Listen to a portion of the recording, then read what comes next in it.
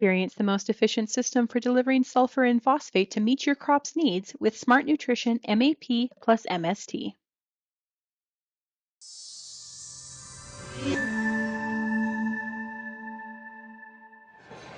Bernard Tobin here at Canada's Outdoor Farm Show in Woodstock, Ontario. I'm over at the Pioneer Corteva site now, catching up with Pioneer agronomist Gregg Stopps. Greg, how's it going? It's going great, Bern. It's a pleasure to be back at the farm show, and couldn't be enjoying the weather more. It's a hot one for sure. Hey, let's talk about 2024. And, you know, we always say every year is different, and 2024 certainly has been that. How would you sort of like, from a big picture, sort of describe what's happened this year in light of what we've seen in past years? Yeah, from a very big picture, I think 2024 has presented some challenges, but they haven't been the same everywhere.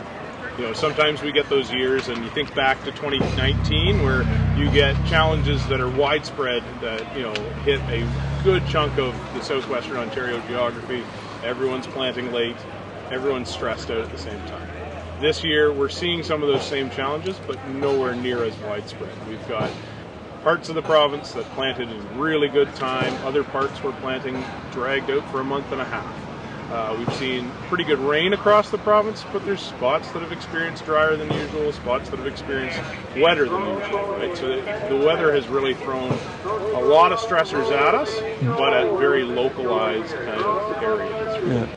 On the corn side, I guess the bad news is that tar spot, from a disease perspective, is back again. A little late arriving this year, Greg, but I'm hearing, it's out there and it's making a mess of some fields now. Yeah, it's definitely out there, and we've learned kind of over the years kind of what it can do to the crop. But that doesn't mean it's been experienced by everyone, and that everyone has kind of felt it the same way that some of those who've been impacted have, right?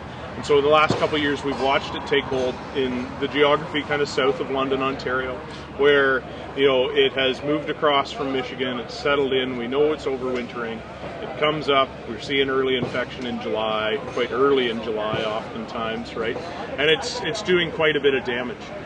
This year, the folks who are kind of north end of London, well, for the last 2 years we've seen it, but it's been very late, and we've seen it at the end of September. It's never really driven a huge amount of yield loss or huge effect this year, because even though those trace amounts were there last year, those trace amounts overwintered.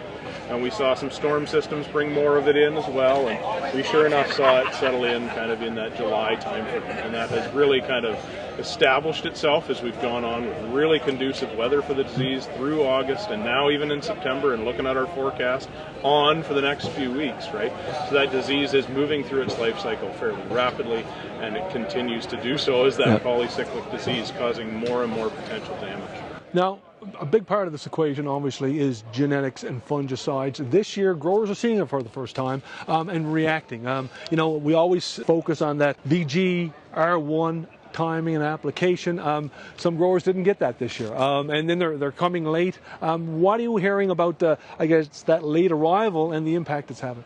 Yeah, so I think we are getting a lot of those questions, and I think to be transparent as the industry, there's a lot we need to learn about the disease, but thankfully we've got some really good people in the industry, on the seed side of the industry as well as on kind of the chemical and the pathology side.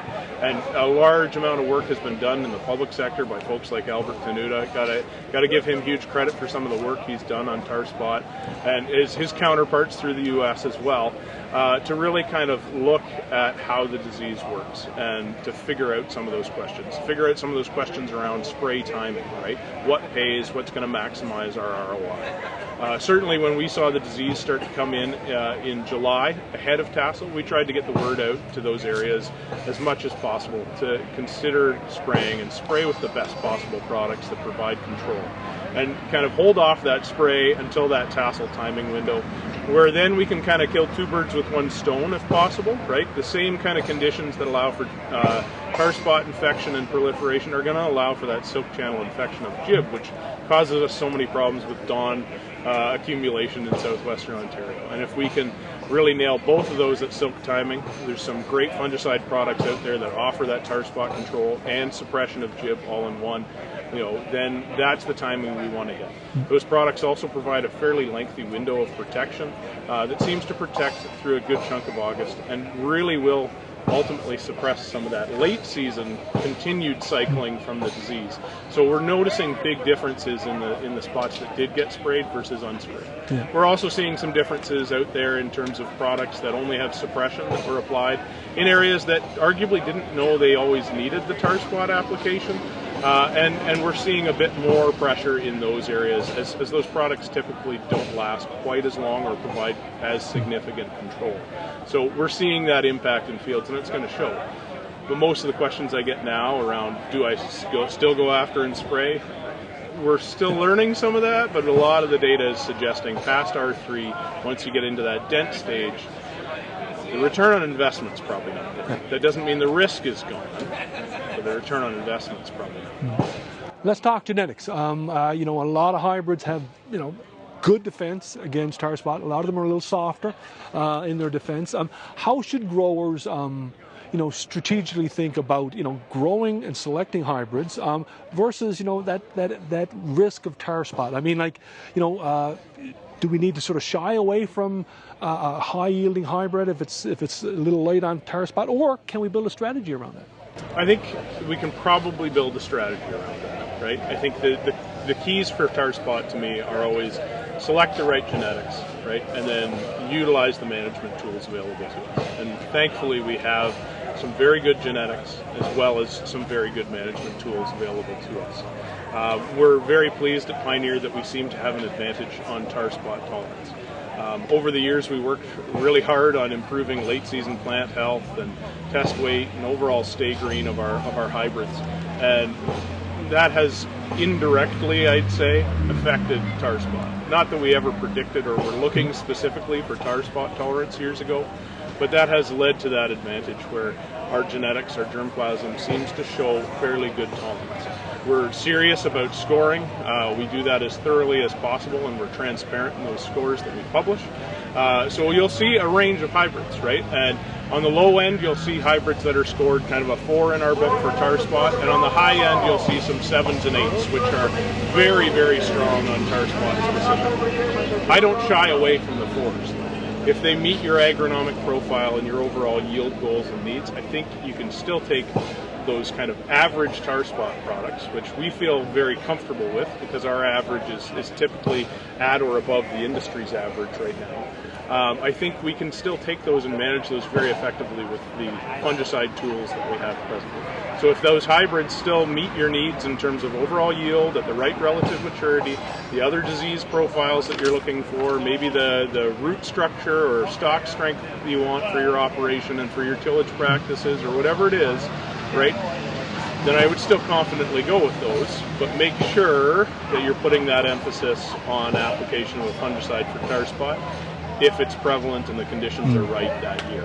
Final question, that is, as growers get into this crop this fall, do some scouting, pre-harvest, what should they be looking for, and how can they use that information, what they're seeing this fall, to build that tar spot strategy as they go into the winter? Yeah, so I think the reality is we need to start treating it as a serious threat every year. That doesn't mean we necessarily have to spray every year, right? But if and when possible, selecting those genetics that have the highest tolerance, right? Especially if you're on the fence about managing for spray, right? That way that at least you'll have a little bit more on the genetic protection side of things if you don't pull the trigger on spraying the crop, right? I think we also need to take seriously building in that budgeted line item. I know that's an added expense, right? When commodity prices are down and everything else is kind of trying to push us to saving. I mean, fungicide can do a lot of heavy lifting. Genetics does a huge amount, fungicide can do another huge portion, right? And if you're facing a disease that can steal 50 bushels or more from you, right, you want to protect that crop. And you want to position yourself for that success. So go through as you're making those selections, assume that you're going to potentially have that problem. You may not, but assume that you're going to have it as you make your plans. Select the best genetics possible that fit that overall agronomic need you have, right? And then plan to potentially apply a fungicide. Then what I'd say is, as you get in season, look to the advice from the industry around you, right? We're all watching it like a hawk. Look for advice from your Pioneer sales rep or your Pioneer agronomist or your extension specialists and the industry in general, because we will find that tar spot first and we'll tell you when it's out there and what your kind of risk factors are in terms of making those decisions to spray. Great stuff, Greg. Always great to talk disease and figure out what's going on out in the cornfields and the soybean fields here in Ontario. Appreciate you making some time here at the Canada's Outdoor Farm Show for Real Ag. Thank you so much for having me. Appreciate it.